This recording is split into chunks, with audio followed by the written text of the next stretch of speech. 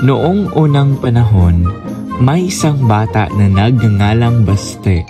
Si Baste ay isang napakakulit na bata, kaya halos lahat ng bata sa lugar niya ay ayaw siyang kalaro.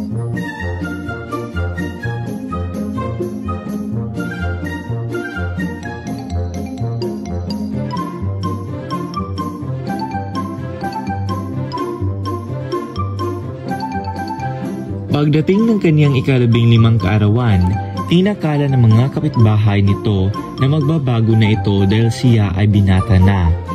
Ngunit, ang hinala ng mga kapitbahay ni Baste ay naging kabaliktaran dahil mas naging matigas ang kanyang ulo. Isang araw, habang naglalakad si Baste, may nakita siyang isang matandang babae na humihingi sa kanya ng barya. Sa halip na bigyan ito, dahil napakarami naman niyang dala na barya sa kanyang bulsa, hindi niya pinansin ang matanda at nagpatuloy siya sa paglalakad.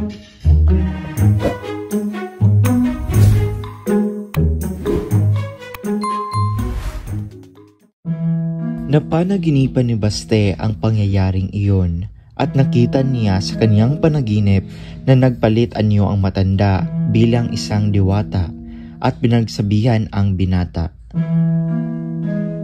Kinabukasan, habang naglalakad si Baste sa kagubatan, tinapakan nito ang bahay ng diwata na nakita niya sa kanyang panaginip.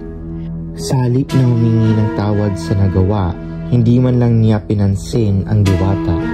Sa sobrang galit ng diwata, isinumpa niya si Baste na maging bagay na napakatigas gaya ng katigasan ng kanyang ulo.